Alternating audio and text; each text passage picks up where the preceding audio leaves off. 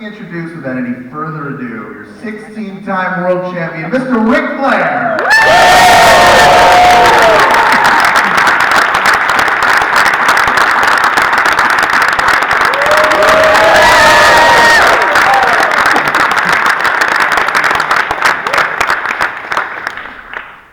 Thank you.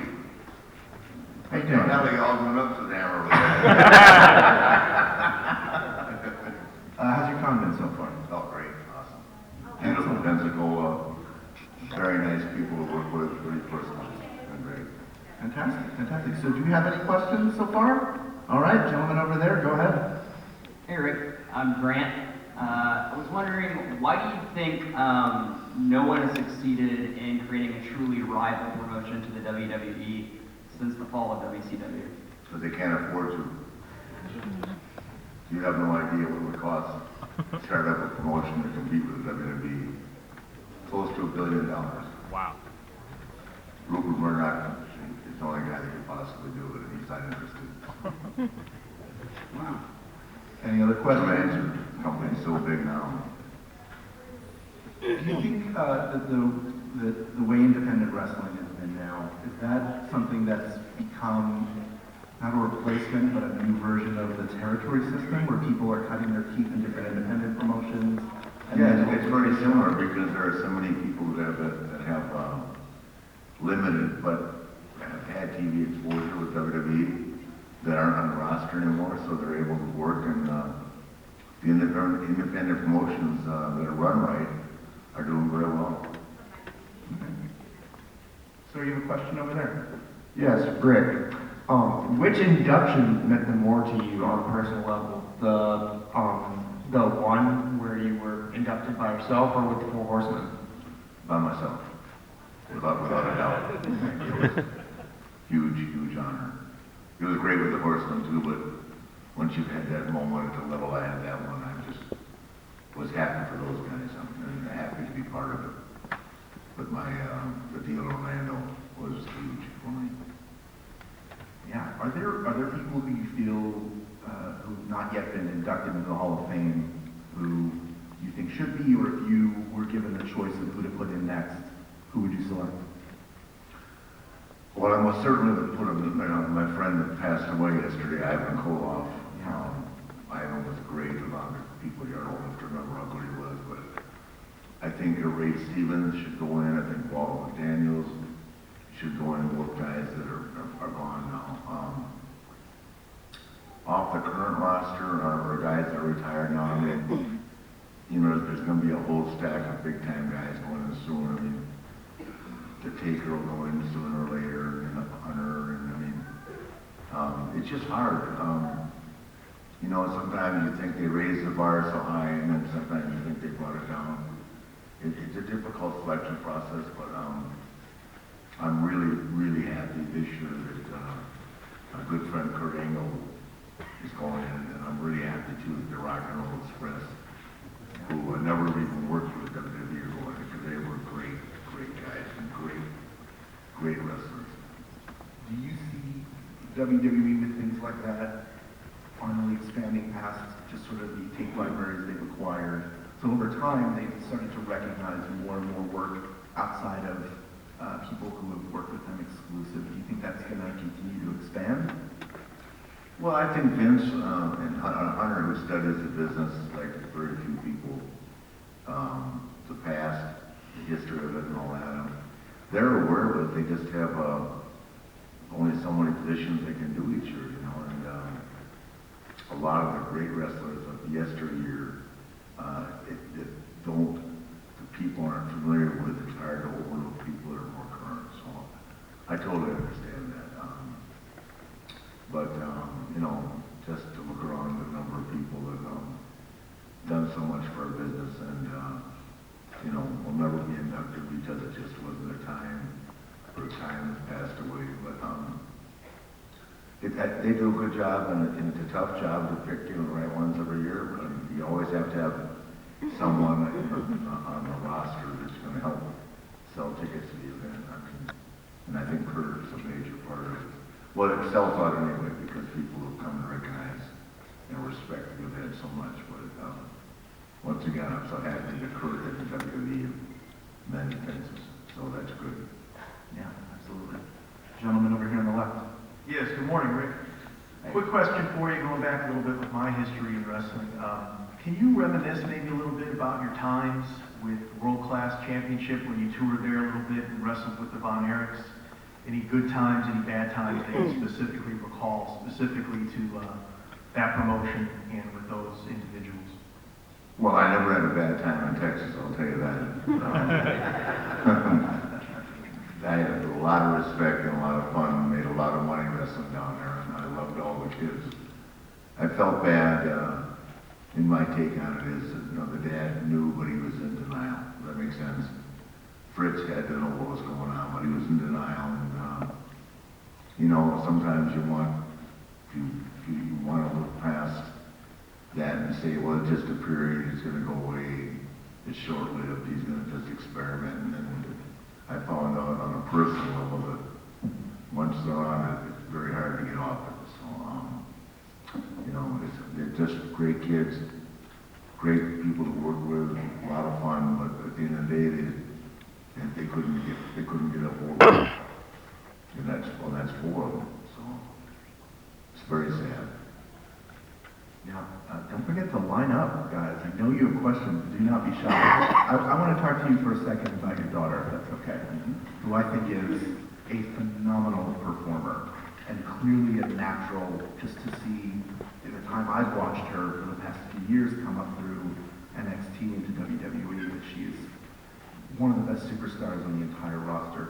What does it mean to you to see her succeed like this? And her being your daughter, was there ever a point when she was interested in getting into wrestling where you maybe wanted to move her away from that because you know what that life can be like, or what was that like? No, we never been talking about her wrestling. She was so, into sports.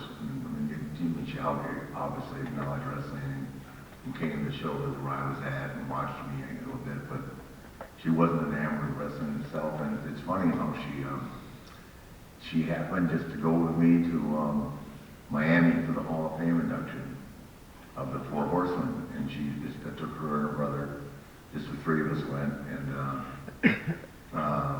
ironically, John Laurinaitis, who was the head of talent relations at that time, said, he's known her since she was a little girl, why aren't you wrestling? And she said, I don't know, I never thought about it. I knew.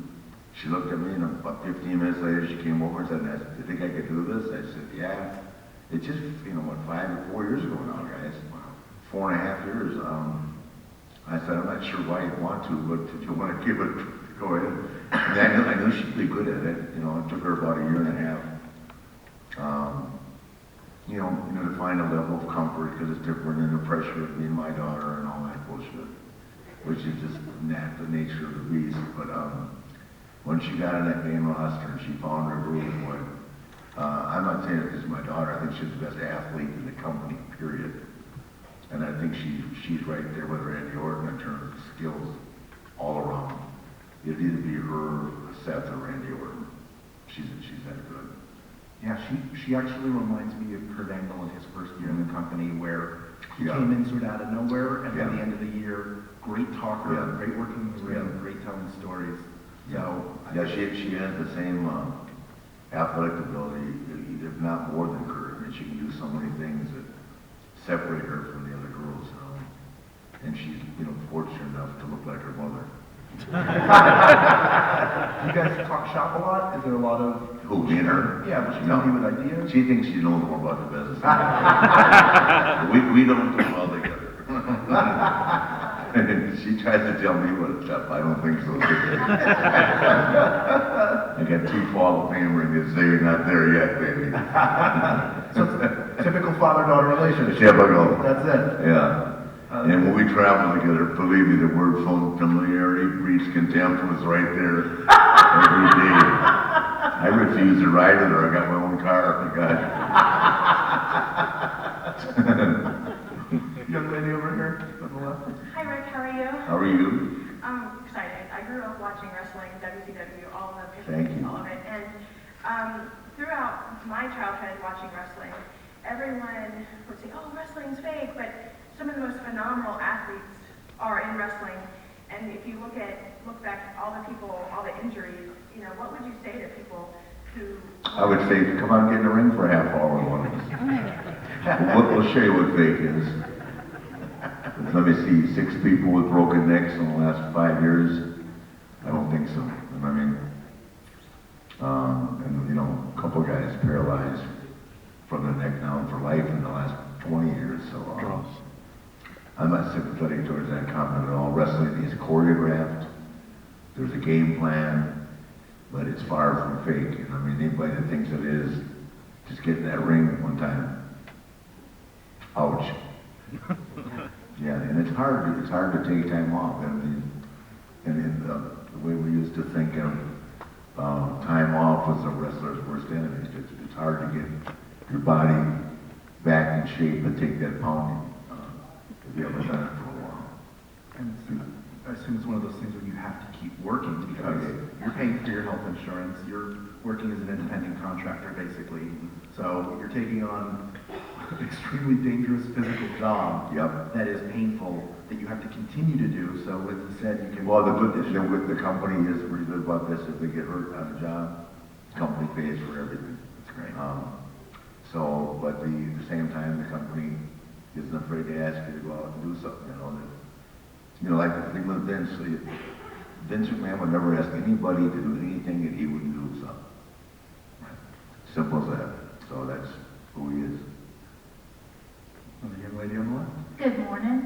I was just curious, I know there's always the good guys and the bad guys of wrestling. Behind the scenes, do you ever have like the barbecue with everybody chilling in the backyard? No. No? No, that doesn't happen anymore. It's it's a very private business, and it's you spend so much time with your guys at work that the majority of the guys, like when the horseman, we never left each other's side. Even when we had a day off, we partied at someone's house, usually at mine. We have a barbecue with it. Those days have come and gone.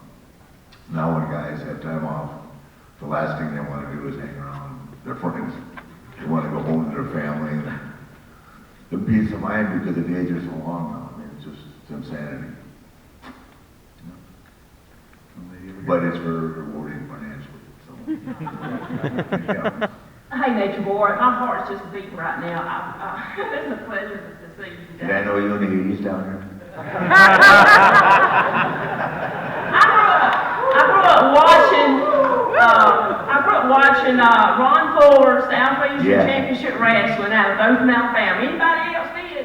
Hey, well, they were out of here. Ron lived here. I figured he wasn't here. But do you have any fond memories wrestling with Bob Armstrong, Ron Fuller? Yeah. I loved coming here. It was like a vacation. I never made any money because I spent it all. It was the easiest deal in the world. I just wrestled here on Sunday night, Pensacola, the old Armory. And then we had one long shot during the week. It was Birmingham on Monday. Then we came back and you're on the beach all day long. You drive 50 miles or 100 miles. And then drive down to Dothan, make TV Saturday morning, and wrestle at the Farm Center that night, and go over to Sheridan or Cowboys and get drunk, and then head out the next day. Easy. Lots of women. Yes, sir. My name's Sean. Hey, Sean. Michaels. We just want to know if the rockers and the holster can ride back in your jet to the Civic Center after we're done here. Yeah, well, I just actually came in my helicopter today. I didn't bring the jet because it's short and hot. We just want to stop by the Rolex store and make like a 5-minute stop, get some kisses, and then go back over to the Civic Center. And get drunk like cowboys. That's pretty good shtick, man. Keep working on it. You said Shawn Michaels for a second. I went, is it? I'm not sure. I have a question for you just about how the business has evolved over time. Now, because of the internet in the last 15 or so years, there's a culture among at least a certain segment of fans where they're trying to find out information ahead of time. And they want to essentially spoil shows just to feel like they're a little closer to what's going on backstage. Do you think it's What are some of the challenges in protecting the business and actually keeping surprises around now as opposed to the way it would have been 20, 30 years ago? Well, to me, social media has thrown into everything for a lot of different reasons. It's one of the reasons the guys don't go out socialize. Because, people want to use their cell phone and take pictures without asking. It's ridiculous. But it's not just our business, it's every aspect of society, Someone's got a picture, someone's done something. And I think it's very harsh, the way social media works, but there's nothing any of us can do about it. It's the way of the world. As far as protecting the business, I don't care at what level people are, even with the WWE, people just can't keep their mouth shut. But I guarantee if Vince McMahon ever found out who was telling people stuff, they'd be gone in 10 seconds. But when you got 4,000 employees, which I'm exaggerating, but when you have 500 people in that triangle, that circle of people that know what's going on, someone's going to talk. And that's just the way it is. So that's how secrets get out, things that are expected never happen. And that's just the way the world is. Not just us guys, it's everywhere. Yeah. Do you think there's any opportunity on social media? Like I see people like Kevin Owens who use that platform to amplify his heel persona. So he's on there insulting fans and getting people riled up. Is there any chance that platform can be used to move storylines forward, or is it just too disjointed in your opinion? But what does Kevin Owens do? So he'll go on and he'll just insult people On what? On an interview? on Twitter. They'll tweet at him and he'll insult them and people will go nuts. So he's essentially upsetting people online so that when they come to see him live, he's got built-in heat. I wasn't aware of that. Do you think that's a possibility for a way to move forward? Is there a way to sort of use these platforms maybe to create storylines? I don't know. I'd have to think about that. I'm not crazy about it. Yeah. You can't get it done when you're in the ring and, on your own without going outside the boundary. I would never have. I'd be too lazy to be doing that. my in-ring performance and my skills on the microphone here would make people mad enough. I wouldn't be wasting my time working on Twitter. I'd be sitting at a bar talking to some chick at home. It's a guy's soap opera now, man. And in the old days, man, it was all the women you wanted. Now, you walk into a hotel lobby, it's 500 guys.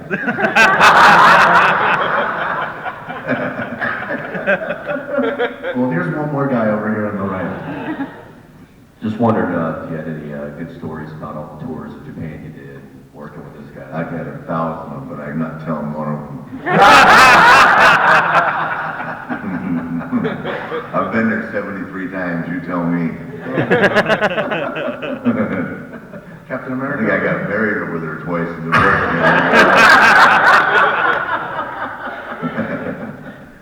Back when the territories were all active, did you have a favorite venue to perform in and why?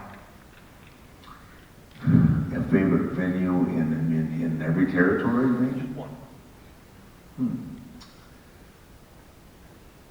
Well, I had a favorite venue in every territory, but if you asked me which territory I had the most fun in, it'd either be the Carolinas, Mid-Atlantic, or it would have been Florida. It's hard not to have a good time in Florida for 7 days. Yeah, no shit.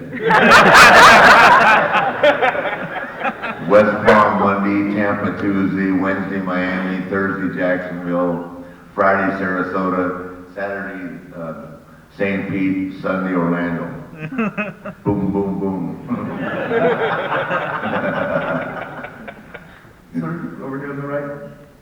And the bars are open till 3 a.m. when you get back. So. I used to go like 40 years ago and watch you up at Battle Auditorium in Birmingham. Yeah. There was always this little old lady that sat on the front row, and she always had an umbrella with her. And anytime anybody got thrown out of the ring and landed at her feet, she always wailed on them with that umbrella. Did you wail on me? Yeah, Probably. I think she hit you a couple of times. I was wondering if you remembered that. I don't remember that, but I remember the belt real well. Yeah. With a great venue, perfect size for wrestling. Sir? So during your time in TNA, you had a really great promo with Jay Lethal where you guys went really back and forth doing the woos and whatnot. Was that actually scripted or was it just kind of improv on the scene? I just improv on the scene. He can do me better than I can do myself. He's a very talented guy. I have a lot of respect for Jay. Is it too scripted now? Huh? Do you think that the promos are too scripted now? Is that something that's, I mean, I've heard somewhere Well, one way or the other. my personal opinion is they are, but there's a reason why they are. And the reason that they are is because there's so many bullet points now. You know, you would think much, not only to talk about your opponent, but the upcoming event, the paper, the date, the time, the theme. I mean, it's a lot of bullet points. And that's basically why they're scripted down. Because there are points that have to be made outside of you just talking about your opponent. I think if the kids, we've got some good talkers in them. And it's just when you find a level of comfort for yourself and you find it pretty soon it just comes out like it's all you. I mean, they allow you to, you know, certainly, you know, add and subtract to the quality of the thing because they want you to be normal. If someone doesn't feel comfortable in talking about who they are or trying to make you think that they're this, if they don't make it comfortable, if they're not comfortable with it, you're never going to fall for it. So that's just the way it is. You've got to find a level of comfort yourself that's really you. And when you do that, then you're in a good place. Who, outside of yourself, who do you think is the best talker of all time? Dusty Rhodes. No. Dusty Rhodes is a lot of fun. Yeah. Sir? The magazine. Hey, I'm 30 years old now, and I've been watching wrestling since I was about 5. So in 25 years, I've seen a lot of changes. Obviously, you've seen more. One of the biggest changes, I think, is now they don't do chair shots to the head anymore. Do you think that takes away from the product, or do you think it was a necessary change? And do you think that there's a safe way that you can do it? Well, obviously, it takes away from what I did for a living, or what I did, and what people grew up on, but or were used to. But I definitely agree with the safety factor. You know, the concussion thing is real. We have a lot of guys. Actually, Foley's here, and Nick has got a bad concussion issue. So you know, I visit with him frequently. But I don't think the thing about cool about Mick is he doesn't regret a minute of it, you know what I mean? So, but he put himself through a lot. But the concussion thing is a very sensitive issue now. Not just with us, but with the NFL too. I mean, hockey is very conscious of it. And certainly, we got guys walking around with concussions right now. No, I probably have one. My damn wife was beating me up so bad last night, I just blacked out. When do you stand up and take a bow, honey? Yeah, quit banging my head against the bedboard.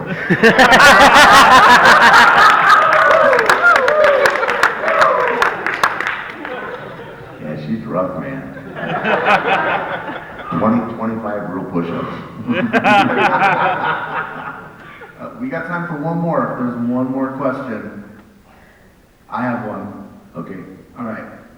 You've done so much in your career. Hall of Famer, 16-time world champion. You've been all over the world, and you're one of those figures in wrestling where you go into any arena and they know who you are. What is the one thing that you want to be remembered for above everything else?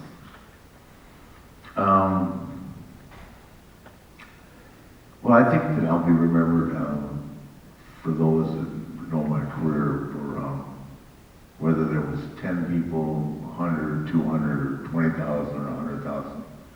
I gave the same amount of effort every night. And I wrestled at least 30 minutes.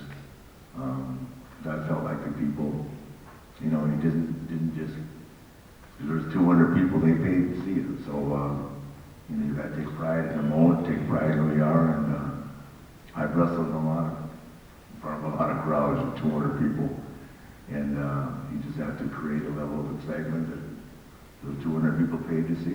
And that's something that's hard to do, but I think I'll remember for that work ethic and the fact I never missed work, you know, except when I was really severely injured.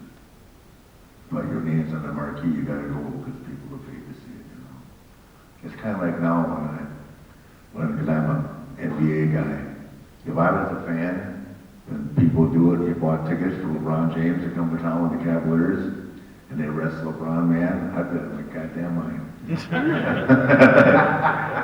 And they got to give him a day off once in a while, you know, but with the fans at the other arena, they're so damn mad because they bought a ticket 6 months ago, right? Yeah, it's the same thing.